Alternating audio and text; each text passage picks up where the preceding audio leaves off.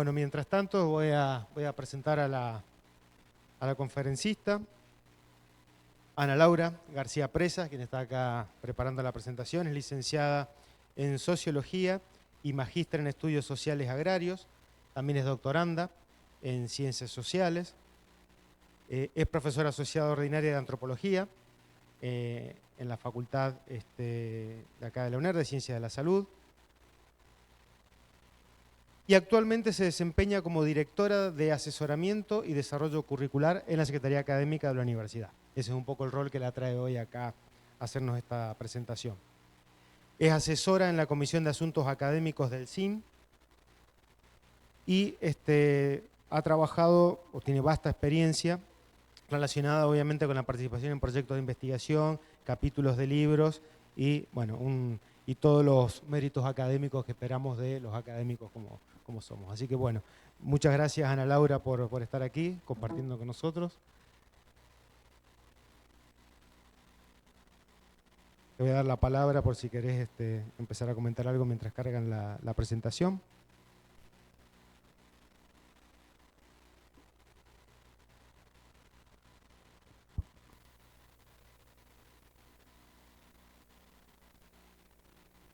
Bueno, ahí se escucha bien si lo dejo acá. No.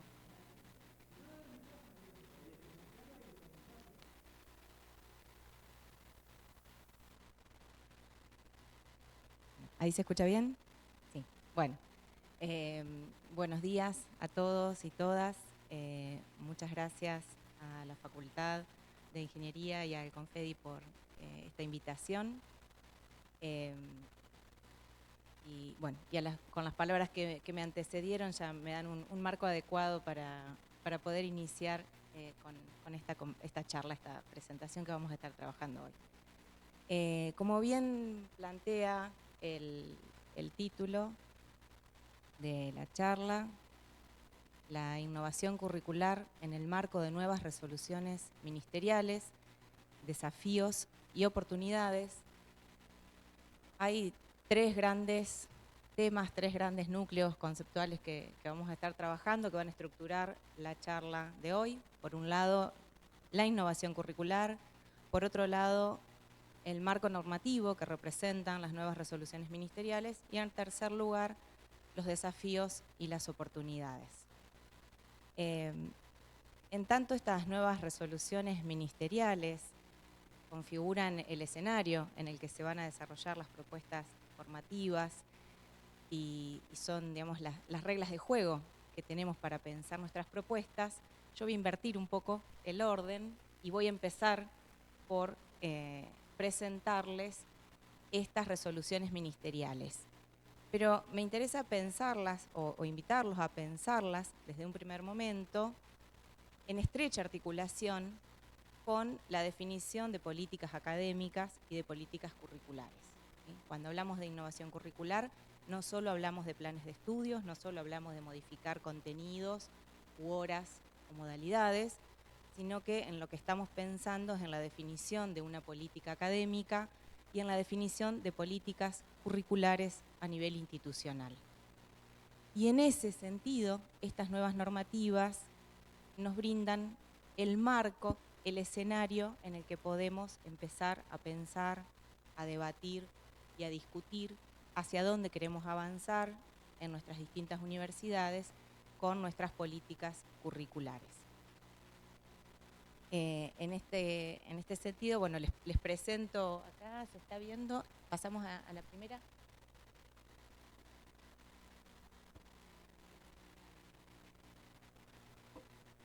Bueno, el marco normativo que regula la creación de las carreras, el diseño de las distintas ofertas formativas que contiene el sistema, se enmarca en primer lugar, como todos ya saben, en la Ley de Educación Superior.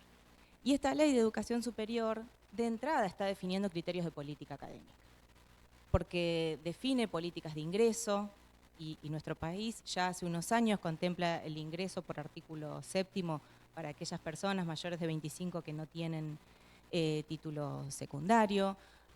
Contempla también la articulación entre distintos tramos del sistema, al poder pensar la articulación entre el sistema universitario y el no universitario con los ciclos de complementación curricular.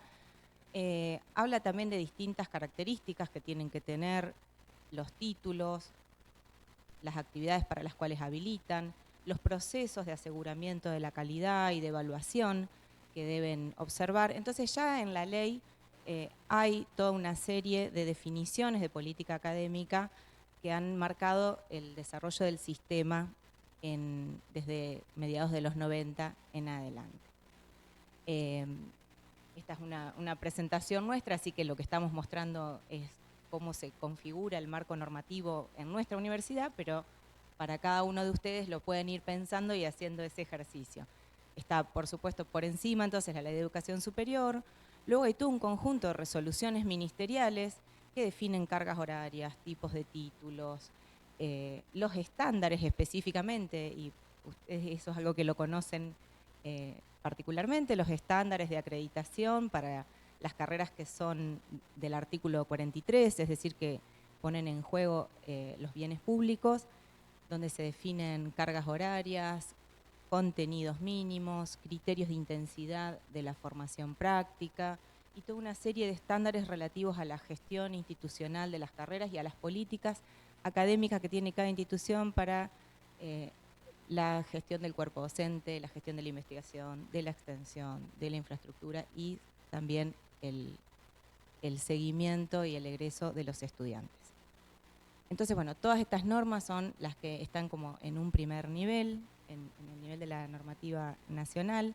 Después también la segunda y la tercera columna muestran las normativas específicas para las carreras que están incluidas en el artículo 43, como dijimos recién, y en el artículo 39, que serían las de posgrado. Y después también tenemos otro nivel que necesariamente debemos compatibilizar con los dos anteriores, que es el de las normativas institucionales. En nuestros casos, las ordenanzas para creación, modificación y gestión de carreras de grado y de posgrado. Este marco normativo se ha modificado recientemente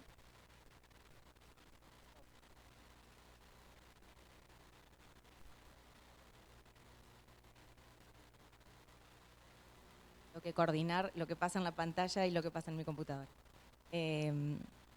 Bueno, como decíamos recientemente, ese primer nivel de normativas representado por todas las resoluciones ministeriales ha sido modificado y se emitieron en noviembre del año pasado nuevas resoluciones ministeriales que refieren a la educación a distancia, a la creación e implementación de un sistema de créditos, a la generación de nuevas titulaciones y certificaciones para el reconocimiento de trayectos formativos, a la incorporación de una nueva modalidad de certificación de calidad y también una actualización y modificación de algunos aspectos de la resolución de estándares de acreditación del posgrado.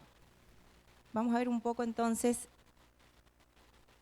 de dónde surgen, cuáles son los sentidos o los lineamientos políticos a los que intentan dar respuesta estas resoluciones y luego vamos a ver sintéticamente el contenido de cada una de ellas. Como ya dijo el rector previamente, en el año 2021 el Ministerio de Educación y el SIN celebraron una declaración que planteó un marco de agenda para el sistema. Planteó cuáles eran los temas que el sistema tenía que discutir en el escenario de la pospandemia y también recuperando discusiones y debates previos que ya se venían dando, pero que fueron, si se quiere, catalizados por ese fenómeno que tuvimos que atravesar como sociedad. En ese sentido, esta declaración planteó que era necesario implementar nuevas políticas académicas con un sentido fuertemente inclusivo que dinamizaran el sistema universitario y que garantizaran no solo el ingreso, que en cierta forma es lo que se ha producido desde mediados de los 90 en adelante, con una masificación de la matrícula universitaria, con una ampliación de la base institucional del sistema, pero con problemas persistentes de desgranamiento, abandono y bajas tasas de graduación. Entonces, en ese contexto, la invitación era a repensar las políticas académicas con un sentido inclusivo, que garanticen no solo el ingreso, sino también la permanencia y el egreso, que respondan a las necesidades sociales, a las problemáticas emergentes y a la diversidad de sujetos que transitan por nuestras universidades. Y por último, también que incorporaran todas las innovaciones en los procesos de enseñanza y aprendizaje en nuestras prácticas pedagógicas que se habían desarrollado durante la pandemia. En el marco de esta agenda, que tiene estos 7 puntos, que también se la conoció así como los 7 puntos, se planteó discutir la reconfiguración de las modalidades de enseñanza y aprendizaje. En segundo lugar, la distancia entre la duración teórica y la duración real de las carreras. Pensar en la necesidad de incorporar horas máximas y un sistema de créditos que permitiera visibilizar todas las horas de trabajo autónomo que le lleva al estudiante cursar nuestros planes de estudio. Incorporar titulaciones intermedias, certificaciones, trayectos formativos, reconocimientos de competencias que permitieran certificar partes de esos recorridos, bajo el diagnóstico de que la mayor parte de nuestras carreras no incorporaban ningún tipo de titulación intermedia o algún mecanismo que permitiera certificar recorridos. Entonces teníamos muchos estudiantes que hacían la mayor parte de la carrera y muchas veces sobre el final se producía una situación de abandono y quedaban sin ningún tipo de certificación o de titulación que les permitiera mejorar su incorporación, por ejemplo, en el mercado de trabajo. También se habló de la reconsideración de la movilidad internacional, pensando en una movilidad inclusiva, incorporada en los diseños curriculares y no pensando como tradicionalmente se hacía la movilidad como el desplazamiento de los estudiantes de universidades locales a universidades extranjeras, lo cual tiene poco impacto y es restrictiva en cuanto al perfil de estudiantes que pueden hacerlo. Y una demanda importante y que tengo entendido que también ustedes han discutido, que tiene que ver con la certificación de la calidad en aquellas carreras que no estaban incluidas en el 43. Acá también se registraba un movimiento que hizo el propio sistema desde un primer momento de resistencia a los procesos de acreditación que instauró el 43 a un posterior momento donde todos hacemos fuerza por entrar en el 43 porque asociado al 43 venían procesos de reconocimiento de la calidad, políticas de apoyo, programas de apoyo a las carreras que habían atravesado por procesos de acreditación y bueno, y se generaban como 2 circuitos entre carreras del 42 y carreras del 43. Entonces, el planteo es incorporar también un sistema de reconocimiento de la calidad para las carreras del 42 que genere una garantía tanto para la sociedad como para los actores universitarios de que esas carreras cumplen con ciertos requisitos de calidad.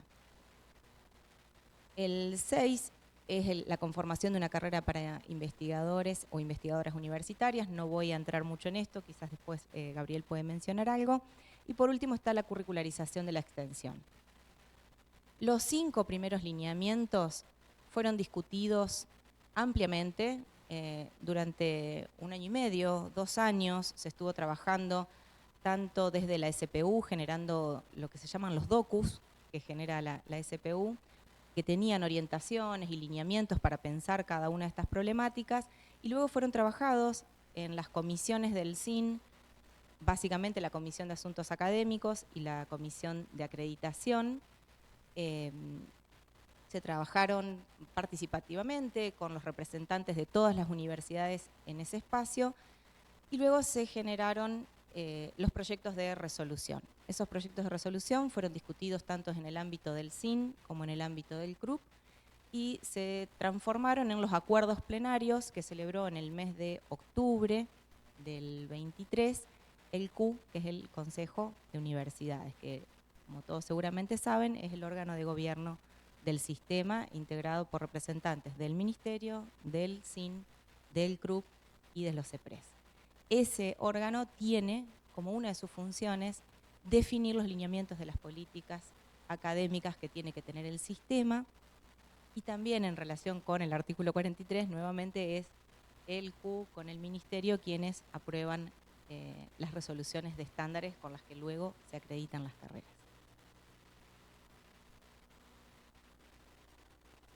Bueno, pasando a las resoluciones, yo he tratado de seleccionar los aspectos que me parecen más significativos de las mismas y voy a tratar de hacerlo lo más dinámico posible. La primera, vamos a empezar respetando el orden de los lineamientos, como para seguir esa lógica. La primera es la 2599 del 23, que es la que ofrece un nuevo reglamento de educación a distancia, reemplaza la 2641 del 17, que era la norma anterior, que venía siendo bastante discutida por algunos problemas que tenía, de técnica jurídica sobre todo, pero que ya había sido un avance con respecto a una normativa anterior que tenía el sistema. La innovación que plantea esta resolución con respecto a la anterior es, en primer lugar, una nueva definición de educación a distancia.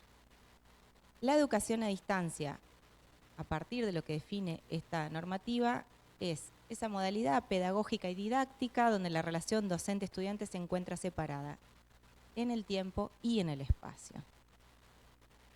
Y acá está la diferencia, justamente en ese "y", es en tiempo y en espacio. Y recuerdan la normativa anterior, decía en el tiempo y o en el espacio. A partir de esta discusión y de la incorporación de prácticas como las clases a través de videoconferencia, como el Meet y esos encuentros sincrónicos que se han generado, se revisó cuál era la definición de educación a distancia y se decidió, se consensuó que el término educación a distancia se reserva para todas aquellas actividades que son asincrónicas, ¿sí? Es decir, cuando el estudiante y el docente no están compartiendo el mismo tiempo. Por lo tanto, las actividades sincrónicas, aun cuando no haya copresencia física, pero sí se comparte al mismo tiempo, van a pasar a ser consideradas como educación presencial. Y esa es la segunda definición importante que introduce esta normativa. Esas prácticas sincrónicas se consideran que todas las actividades académicas sincrónicas mediadas con tecnologías de videoconferencia se consideran actividad presencial. Y se plantean algunas garantías que tienen que ver con los debates y con las políticas académicas que se intentan definir, que tienen que ver con el sentido inclusivo y con la calidad de las propuestas, ¿sí? Entonces, para que nosotros consideremos que las actividades sincrónicas son parte de la presencialidad, debemos garantizar participación con visibilidad y sonido de calidad para todos y todas los estudiantes y docentes, aulas equipadas para los o las estudiantes que no tengan dispositivos o conectividad, aulas para clases sincrónicas con equipamiento que permita la interacción entre participantes y garantizar también que el 100% de los estudiantes puedan participar de la clase sincrónica. Se podrán combinar los puntos anteriores de distintas formas, las universidades tendrán que pensar qué estrategias dan para cumplir estas condiciones. Cuando estas condiciones se cumplan, las actividades pueden ser consideradas parte de la presencialidad. En segundo lugar, la resolución define cuándo la modalidad de una carrera es presencial o es a distancia. La modalidad a distancia es aquella en la que las horas de interacción pedagógica en educación a distancia superan el 50% de la carga total y no incluye el trabajo final. La modalidad presencial es cuando las horas de interacción pedagógica en educación a distancia son inferiores al 50%, pero pueden incluir actividades académicas sincrónicas, perdón,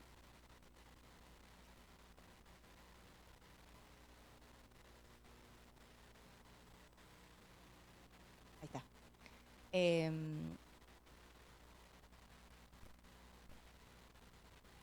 Pueden incluir actividades sincrónicas, esta presencialidad sincrónica de la que hablábamos recién, con una carga horaria que no supere el 50% de las horas presenciales.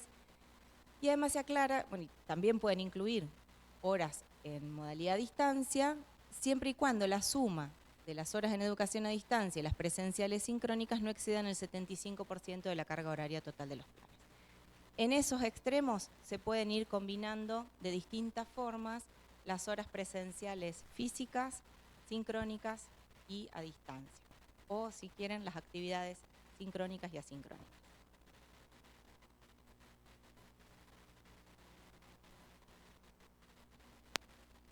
Otra cuestión en la que innova esta normativa tiene que ver con los procesos de gestión del reconocimiento oficial y la validez nacional del título. Estos son los trámites que hacemos ante la DNGU para gestionar las resoluciones ministeriales que otorgan reconocimiento oficial y validez nacional.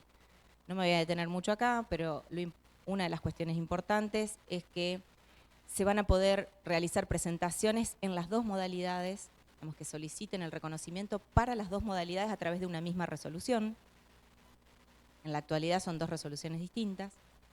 La segunda cuestión es que cuando una carrera ya tenga una RM, por ejemplo, en la modalidad presencial, el Ministerio va a extender la validez de esa resolución a la carrera que se presenta en la modalidad a distancia. Y en esos casos se plantean algunos requisitos que tienen que cumplir las presentaciones para asegurar lo que ya se decía en la norma anterior, que los planes tienen que ser idénticos, que el nombre de la titulación, los alcances, los objetivos, etcétera, son los mismos. Y lo que se agrega es que se tienen que incluir en esas presentaciones las previsiones metodológicas que particularizan las definiciones del CIED de cada institución. Y por último, la otra cuestión importante con respecto a esto es que la CONIAU va a evaluar las carreras, sean de modalidad presencial o de modalidad a distancia, con los mismos estándares, adecuándolos a la modalidad de la carrera y a las particularidades del CIED de cada institución que dicte esa carrera.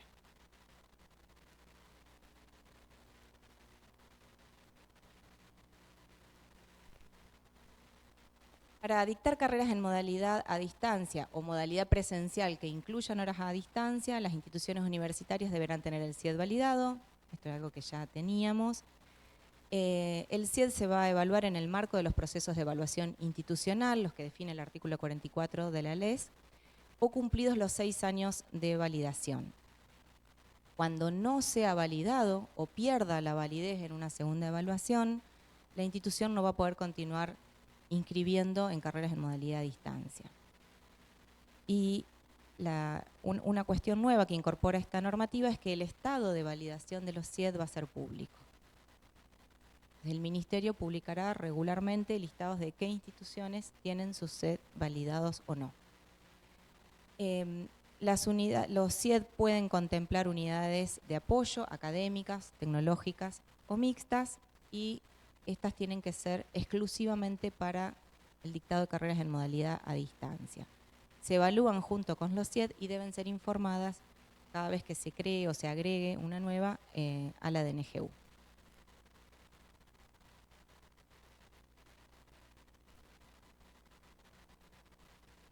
Entonces, esa es la primera de estas resoluciones referidas a la reconfiguración de las modalidades.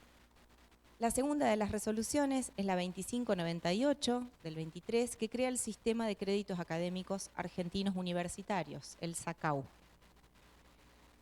Entre los fundamentos de esta resolución se encuentran los problemas de política académica que se habían señalado al principio. La necesidad de cortar la brecha entre la duración real y teórica de las carreras, la necesidad de flexibilizar los planes de estudios, permitiendo diferentes recorridos y diferentes experiencias formativas para los estudiantes, sea a través de materias optativas, materias electivas y, por ejemplo, créditos que se pueden cumplir a través de participación en proyectos de investigación, en proyectos de extensión, realizando estancias en otras universidades o realizando distintos tipos de actividades.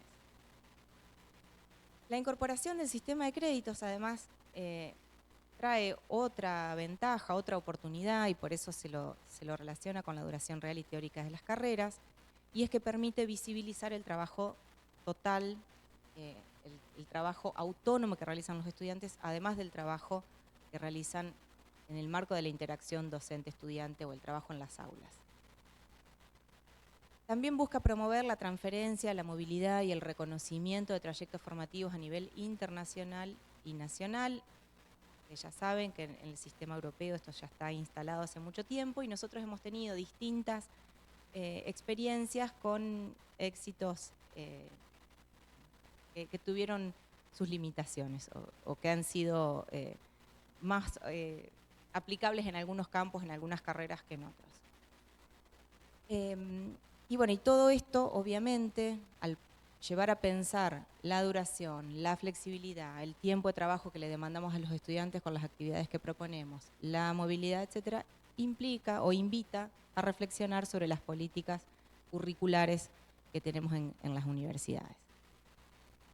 En concreto, lo que plantea esta resolución es que el crédito de referencia del estudiante es una unidad de tiempo que incluye las horas de interacción docente-estudiante y las horas de trabajo autónomo del estudiante.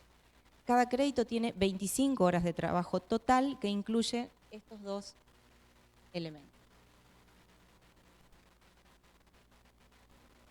A partir de esta unidad, la resolución establece algunas definiciones de las duraciones de las carreras, de los créditos máximos que pueden tener y las duraciones en años.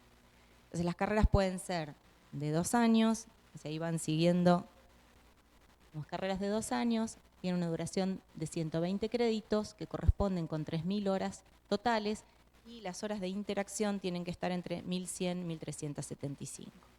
Las carreras de 4 años tienen 240 créditos, 6.000 horas totales y entre 2.100 y 2.626 horas. Y así se continúa. En el caso de las carreras del 43, es una situación que preocupa, la norma establece expresamente que paulatinamente se irán revisando las resoluciones de estándares y cada resolución va a definir para las titulaciones particulares cuál va a ser la duración en créditos y cuáles serán los mínimos o los recomendados de horas de interacción y horas de trabajo autónomo. Bueno, lo mismo pasa con especializaciones y maestrías. Como pueden ver, las horas que acá se establecen como máximos están por debajo de lo que hasta el año pasado eran las horas mínimas, ¿sí?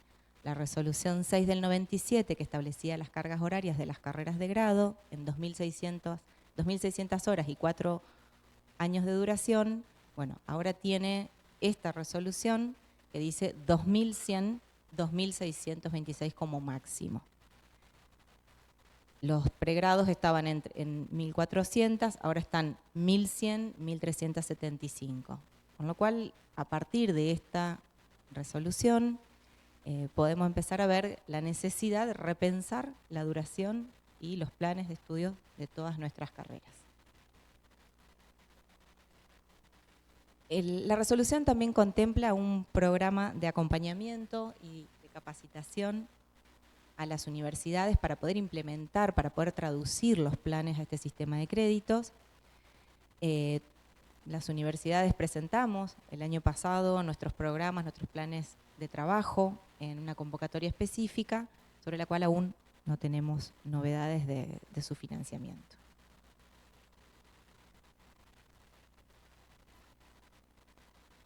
A partir de la aplicación o de la sanción de esta normativa, se produjo bastante revuelo y muchas universidades y asociaciones de decanos plantearon sus preocupaciones en cuanto a los tiempos que planteaba para la implementación, porque lo que planteaba esa norma era que era de aplicación inmediata, que de la sanción en adelante de la norma todas las carreras deberían venir expresadas en créditos, excepto aquellas que estuvieran aprobadas por el superior en el momento de, bueno, que coincida con la aprobación de la norma. Entonces, luego de la sanción de esa resolución ministerial, salió la resolución de la Secretaría de Política Universitaria, 811 del 23, que generó algunas aclaraciones o excepciones para la aplicación del SACAU. Entonces, en primer lugar, lo que planteó es que las modificaciones de planes que ya tuvieran una RM antes de la sanción de esta nueva norma podían presentarse sin convertirse a créditos, que las presentaciones de nuevos títulos podían hacerse sin convertir a créditos, pero con el compromiso institucional de incorporar el sistema de créditos antes del 16 de mayo del 2025. Y se aclaró, si bien ya estaba en la norma anterior, pero se aclara que las carreras del 43 definirán su sistema de créditos en las resoluciones de nuevos estándares que acuerden los consejos de carreras que son, o de decanos que son quienes elaboran y definen los estándares. Y que esas cargas horarias de interacción docente-estudiantes y las duraciones establecidas deberán resguardar, como como sería lógico, la habilitación profesional para las actividades reservadas que correspondan y que se definen en las mismas resoluciones de estándares, ¿no?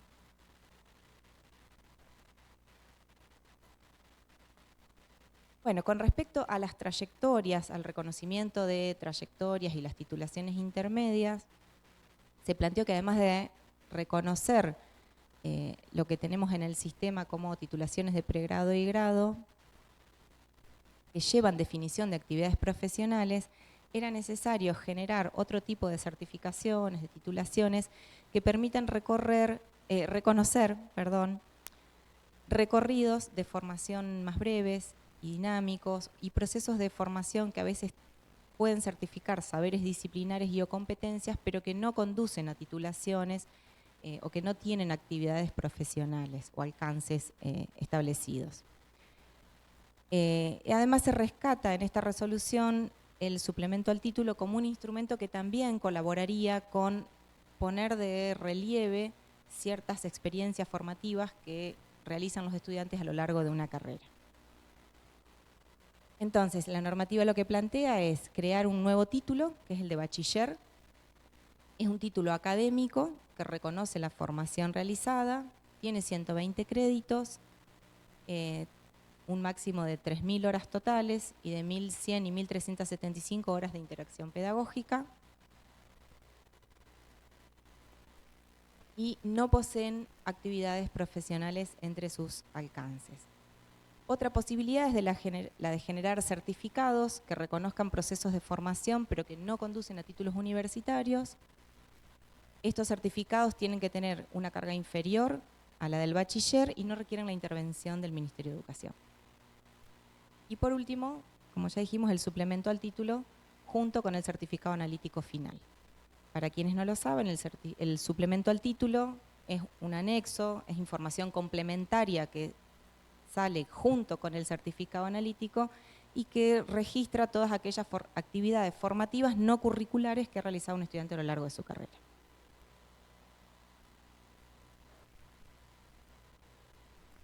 Bueno, la cuarta de estas normas es la 2597, el sistema de aseguramiento de la calidad.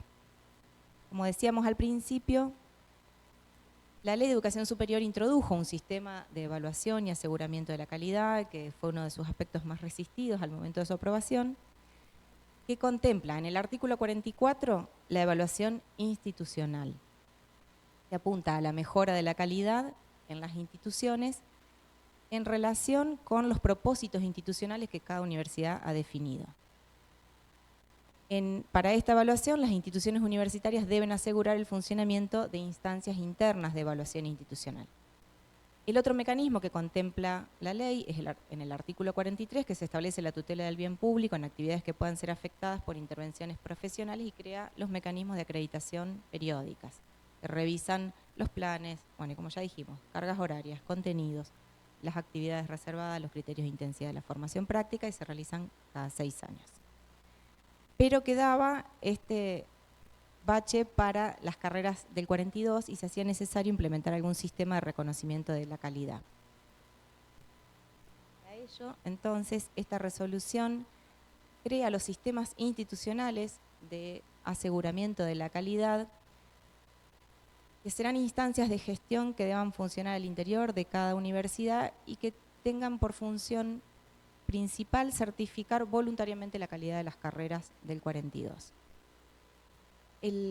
Estos sistemas van a definir sus propias pautas, no van a salir resoluciones de estándares para certificar las carreras del 42, sino que cada institución va a definir sus pautas y criterios de certificación. Pero en esos procesos de certificación de calidad deberá contemplar una etapa de autoevaluación y otra de evaluación externa a partir de pares seleccionados por la propia institución. Estos sistemas institucionales de aseguramiento de la calidad, definidos por la institución universitaria, van a ser evaluados por la CONIAU. Y en forma similar a los CIED, esa evaluación de la CONIAU después va a ser validada por el Ministerio. Y se va a ratificar o rectificar el resultado de esa evaluación en posteriores evaluaciones institucionales.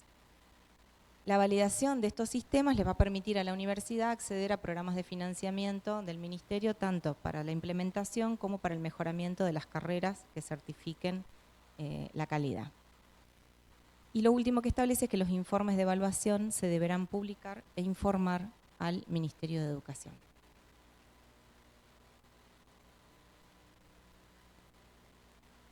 La última de las normas que se modifica, esto lo voy a comentar muy rápido porque básicamente lo que se hizo fue adecuar modificaciones de las otras normas o que generaban las otras normas en la norma de posgrado. Entonces se introducen todas las modificaciones relativas a modalidades, a créditos y sí, algo que quizás es relevante para este espacio, se incorpora algo que venía pidiendo la RADOI hace muchos años, que es una nueva modalidad de trabajos finales para los doctorados. Entonces se plantean que los trabajos finales de los doctorados pueden tener distintos formatos, la tesis monográfica tradicional, lo que ustedes pedían mucho, la tesis por compilación, es decir, la articulación de trabajos previamente publicados, ya fuera como autoría del doctorando, única o compartida con el director de tesis.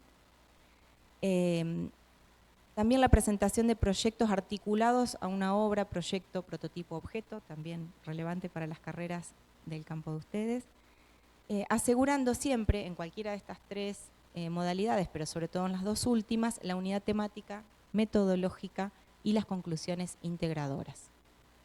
Es decir, uno podría publicar una tesis, o se podría presentar una tesis que sea una introducción que integre los distintos artículos y las conclusiones integradoras también. Esa es la principal modificación de la resolución referida a los estándares de posgrado. Con esto y de la forma más rápida y dinámica que pude, pasamos por todas las resoluciones ministeriales. Les voy a contar entonces ahora un poco cómo pensamos trabajar estas ministeriales y las definiciones de política académica que están detrás de las mismas en la Universidad Nacional de Entre Ríos. Tomando como antecedente, y como lo señala la diapositiva, entonces estas definiciones de política académica, los lineamientos que planteó también nuestro programa institucional participativo, vinculados en el eje de docencia a la incorporación de carreras cortas, la ampliación de la cobertura de nuestras propuestas, la incorporación de innovaciones que incorporaran en las carreras prácticas de investigación, de extensión, de curricularización, de internacionalización, y también a partir de los desafíos que aparecen en la gestión académica cotidiana, en el trabajo con todas las unidades académicas, formulamos a principios del 2023 un programa de innovación curricular. Este programa es una instancia institucional, digamos, se definió para toda la universidad, que busca compartir lineamientos de política curricular, que busca generar una reflexión sobre las características de las propuestas formativas de la universidad y debatir y avanzar sobre las necesidades de desarrollo y de revisión curricular de nuestras ofertas. Para argumentar la necesidad de ese programa y de esa reflexión y debate sobre las propuestas, nosotros estuvimos trabajando muy fuerte durante todo este tiempo en una instancia de diagnóstico sobre las características de nuestras carreras. Yo les voy a presentar ahora algunos datos y después les voy a contar cómo hicimos, ¿sí? Entonces, primero voy a los datos. Las propuestas de la universidad son 78 en el nivel de pregrado, grado y los ciclos de complementación curricular, que también son parte del grado, y 36 en el nivel del posgrado. De estas, el 56% en el grado son permanentes y bueno, en el posgrado el 100% a término. En cuanto a las modalidades, todavía tenemos un nivel de virtualización de las propuestas bastante bajo, si bien ha crecido en los últimos años, pero la mayor parte de nuestras carreras son presenciales.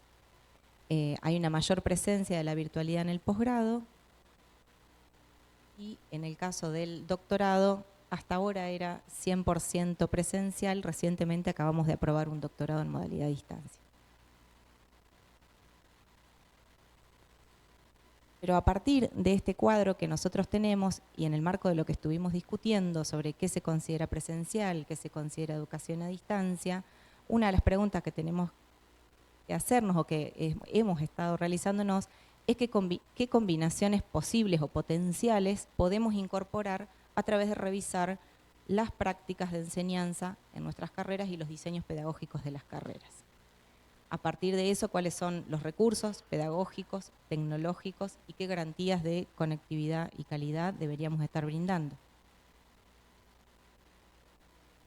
Una segunda cuestión que también hemos estado revisando en este diagnóstico es cómo están nuestras carreras con respecto a la duración teórica en el grado y en el pregrado.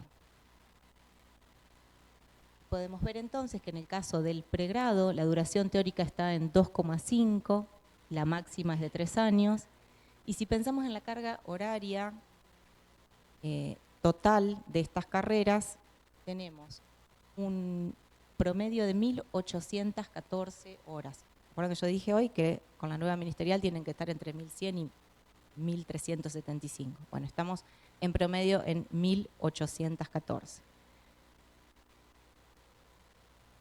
Y la carga horaria máxima está en 2.400, esa está totalmente excedida. Bueno, lo mismo pasa con el resto de las carreras. En el caso del 42, la carga horaria promedio es de 2.800 horas, estamos hablando de un máximo de 2.600.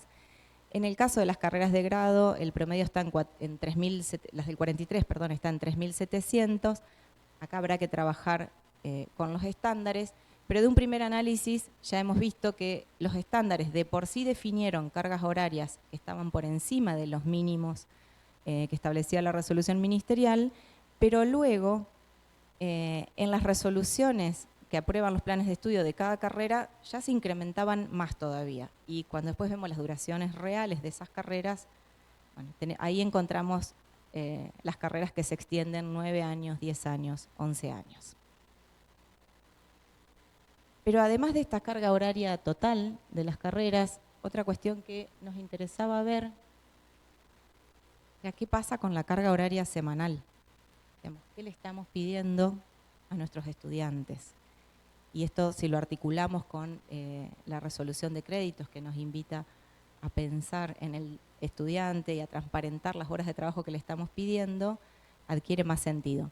Solo pensando en las horas de interacción, es decir, en las horas de cursado, nuestras carreras están planteando, y me voy a los máximos para ser más efectiva, pero 28 horas semanales en pregrado, 23 horas semanales en las carreras de grado del 42, 40 horas semanales en el caso de las carreras del 43 y 38,8 en el caso de las carreras que son ciclos de complementación curricular, que si pensamos en hacia quiénes están dirigidas, que generalmente son personas que ya se encuentran insertas en el mercado de trabajo, se hace bastante difícil pensar que puedan sostener el ritmo teórico que plantea un plan de estudio. Entonces, acá claramente está uno de los primeros problemas y esto es lo que explica nuestras bajas tasas de graduación y la excesiva duración real de las carreras.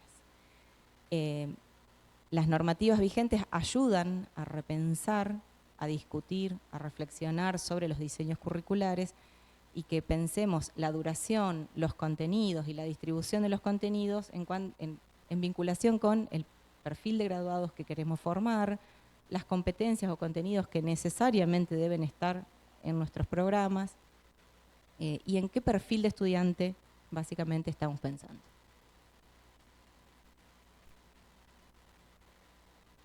Otro de los aspectos que señalaban las resoluciones ministeriales tiene que ver con la flexibilidad de los planes de estudio. Bueno, nuevamente cuando miramos nuestros planes encontramos que la mayoría de los planes son altamente estructurados y que cuando incorporan algún espacio flexible en realidad son 1 o 2 materias optativas. Pero el recorrido que plantean sigue siendo bastante lineal y altamente estructurado. La flexibilidad es un poco mayor en el posgrado, pero así todo todavía sigue siendo bastante alto. A partir de esto, la invitación es pensar nuevamente, bueno, ¿qué diseños podemos repensar? ¿Cómo podemos incorporar flexibilidad y otros recorridos en nuestros planes de estudio y otras experiencias formativas? Algo similar ocurre con los requisitos de graduación. Hay muchos planes de estudios que incorporan tesis, tesinas o trabajo final como requisito de graduación, y muchas veces esto no tiene que ver con el tipo de competencia o con el tipo de ejercicio profesional que luego ese graduado va a desarrollar, y son uno de los problemas o cuellos de botella que se generan para la graduación. En el caso de las carreras del 43, vemos que son las que mayormente incorporan las prácticas preprofesionales supervisadas, y ahí está claro ese perfil más profesionalista que tienen estas carreras, con lo cual sería algo a revisar e incorporar en otros diseños. Bueno, otra cuestión que nos interesó mirar era con qué frecuencia estamos revisando nuestros planes, o hace cuánto que no miramos nuestros planes. Y encontramos esto que hemos llamado, bueno, dijimos años de aprobación del plan. El 53% de nuestros planes han sido modificados en los últimos 7 años. Hay un 24% que tienen una modificación entre los 8 y los 10 años. Y hay un 23% de los planes que hace más de 10 años que no se modifican. La verdad que si pensamos en todos los cambios que ha tenido el contexto para el cual la universidad tiene que formar, y además las propias prácticas de formación en la universidad, entendemos que también esto nos está planteando una pregunta sobre la necesidad de avanzar en los procesos de innovación. Pensando ahora un poco en los estudiantes, tenemos algunos datos sobre los porcentajes de graduación. Son del 5,8, los graduados de un año con respecto a los estudiantes de cada carrera son el 5,8 en pregrado, el 3,5 en el grado, el 11 en los ciclos de complementación curricular y 7,5 en el posgrado. Ya vamos a ir.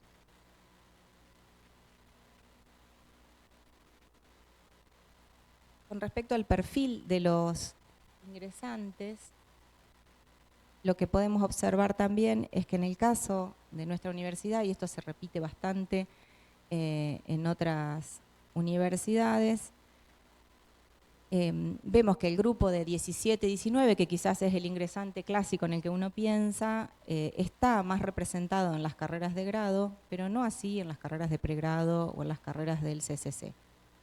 Nuevamente, esto nos lleva a preguntarnos para qué estudiantes estamos pensando nuestros planes de estudio.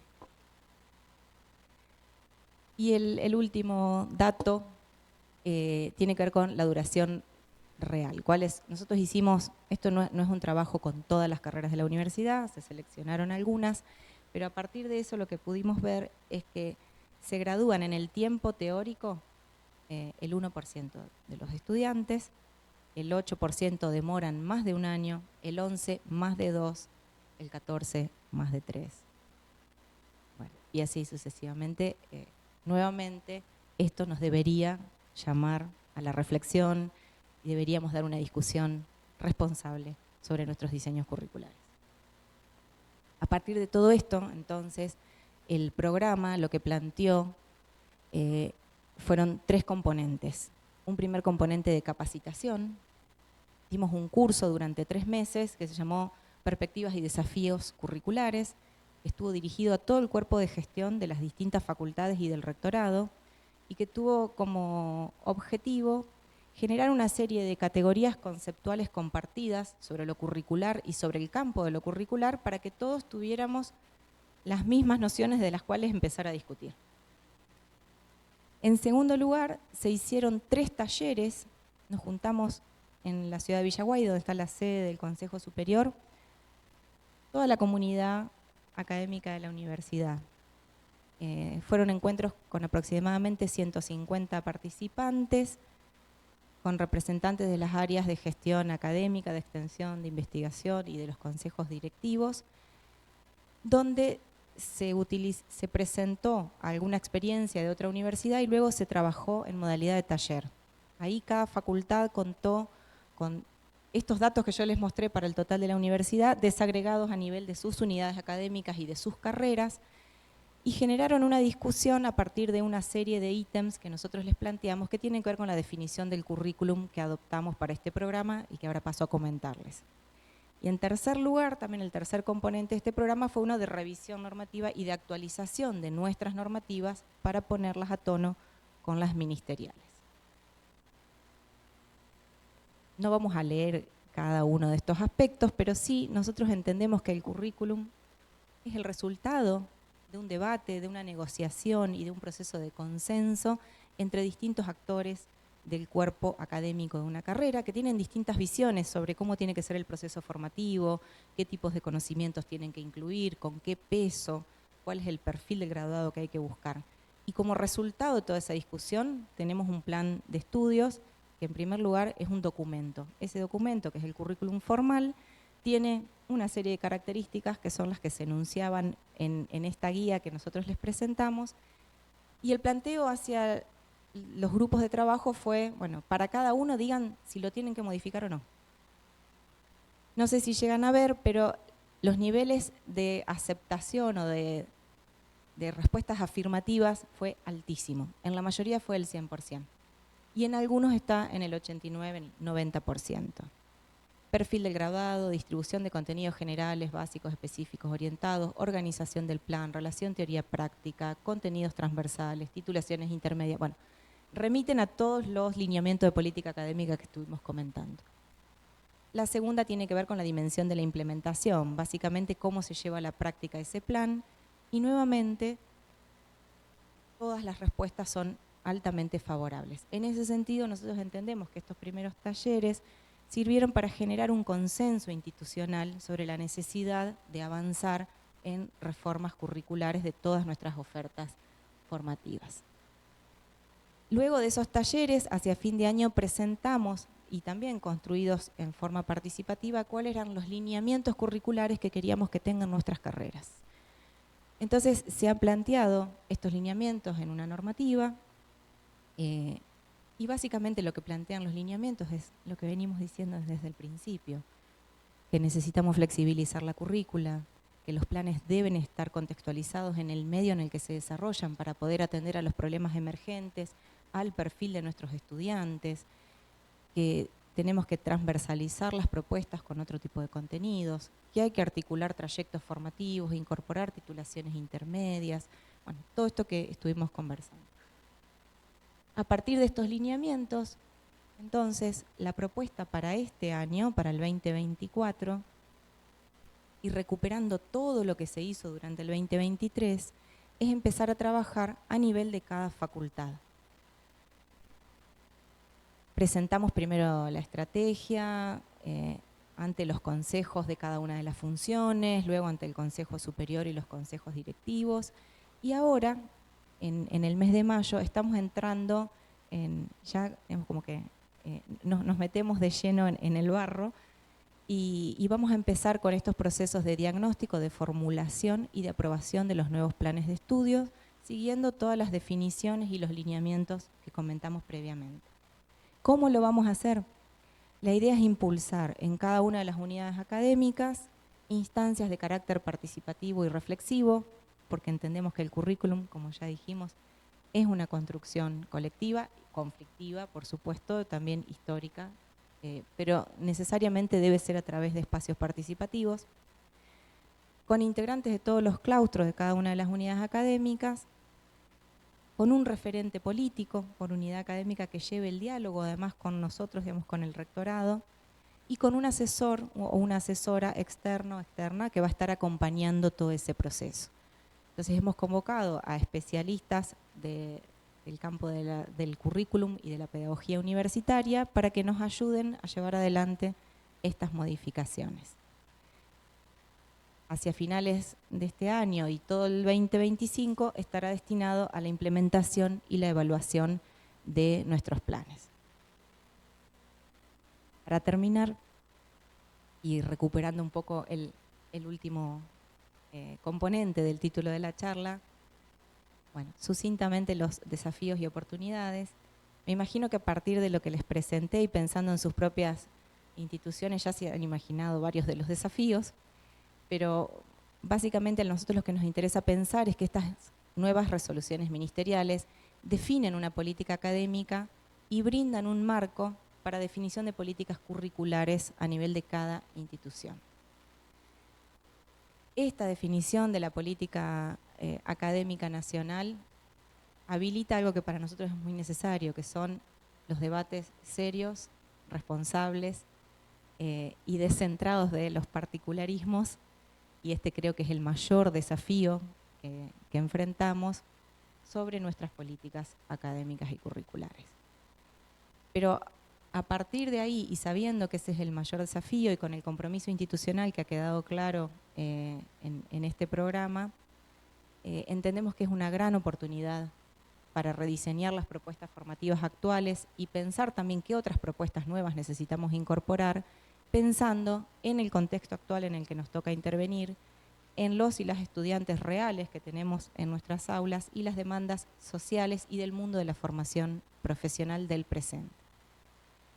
La UNER entonces ha abordado activamente este desafío, entendiéndolo como una oportunidad para pensar unas políticas curriculares comprometidas con la democratización de la educación superior y entendiendo que las mismas pueden construir puentes entre un contexto social complejo, con procesos de exclusión importantes y las trayectorias individuales de nuestros estudiantes y nuestras estudiantes.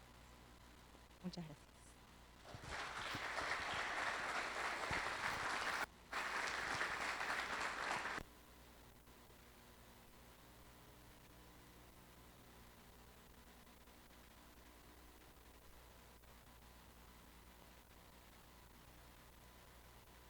Hola.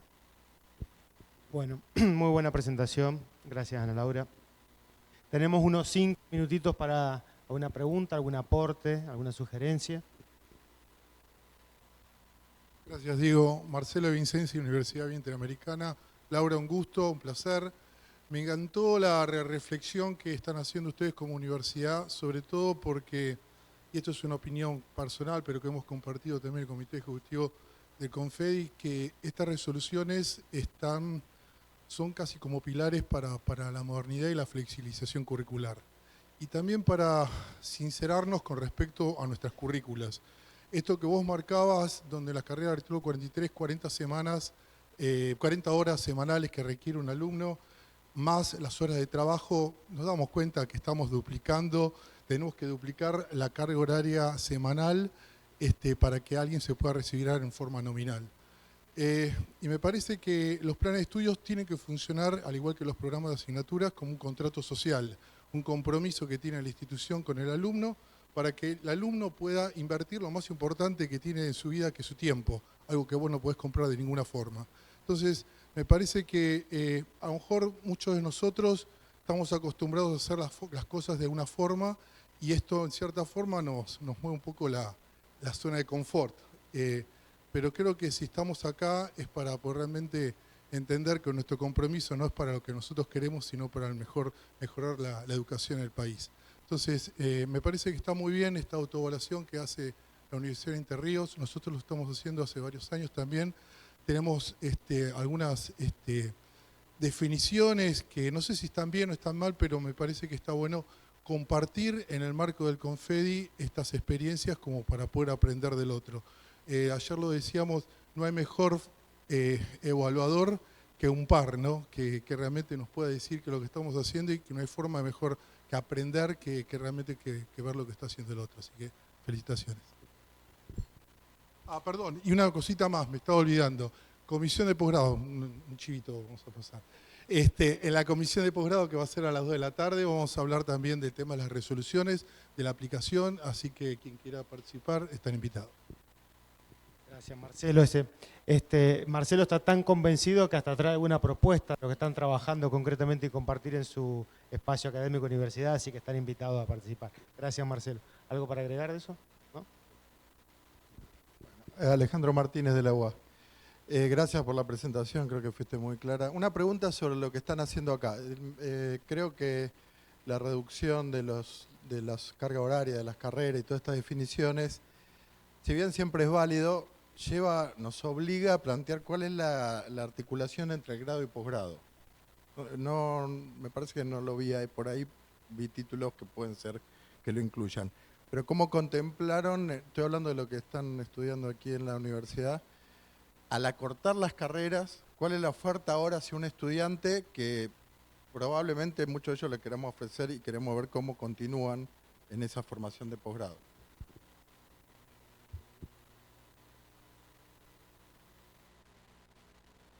Bien, la idea por un lado es empezar a trabajar en ese acortamiento de las carreras y por supuesto revisar cuáles son los contenidos que deben ser conservados y no, a partir de una primera tipología que es la de contenidos generales, básicos, específicos y orientados.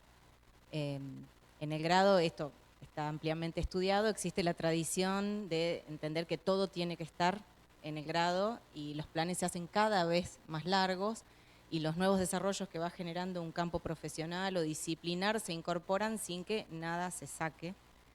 Entonces, un primer planteo para trabajar eso, y es el camino que estamos empezando. No te puedo contar todavía si nos dio resultado o no, pero sí va por ahí la estrategia, es justamente empezar una discusión con los cuerpos docentes sobre cómo se distribuyen esos contenidos en un plan curricular.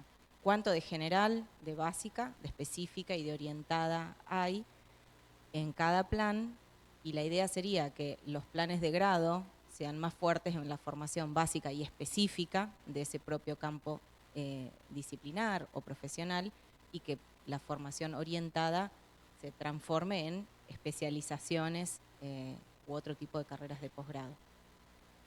En esa dirección es como se está pensando en principio la distribución de los contenidos y la relación entre el grado y el posgrado. Por eso también el programa todo el tiempo ha apuntado a trabajar en forma integral, grado y posgrado, y con los funcionarios y los representantes de esas funciones también.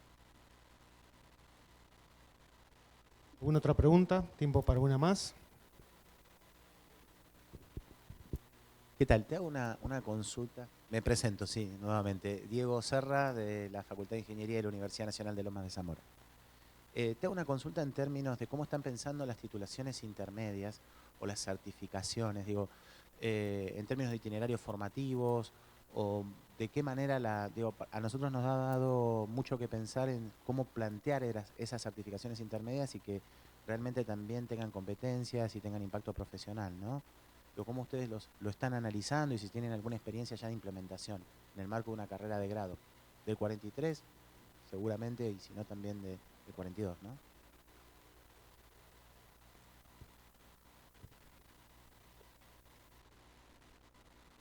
Tenemos distintas situaciones, empezando por pocas carreras con titulaciones intermedias. Ese es el punto de partida. Luego, cuando analizamos las carreras que tienen titulaciones intermedias, hemos visto distintas situaciones.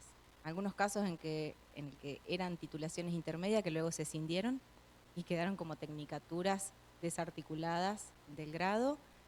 Y en este último año, en el marco también del programa, se han empezado a revisar esos diseños para articularlos y que sean parte de un mismo trayecto con la titulación intermedia. Y ahí lo que se ha buscado, no es, en un caso, y está la decana de la facultad presente, que hemos trabajado profundamente sobre esto, el planteo fue justamente revisar cuál era el recorrido que se planteaba. Y bueno, y no es un recorrido lineal, no es que los 3 primeros años o los 2 primeros años corresponden al título de intermedio y luego viene el segundo ciclo conducente al título de grado, la licenciatura o la ingeniería. Lo que se está planteando es que sean recorridos distintos. Entonces uno puede tener un itinerario desde el cual se desprenden otros recorridos que son conducentes a una titulación intermedia, y pueden incluso o aparecer en distintas instancias de un solo recorrido con todas las asignaturas comunes, pero no en el mismo orden digamos, de correlatividades, por ejemplo. Tenemos las dos situaciones. Y con respecto a los alcances, me preguntabas también. No, de los diseños.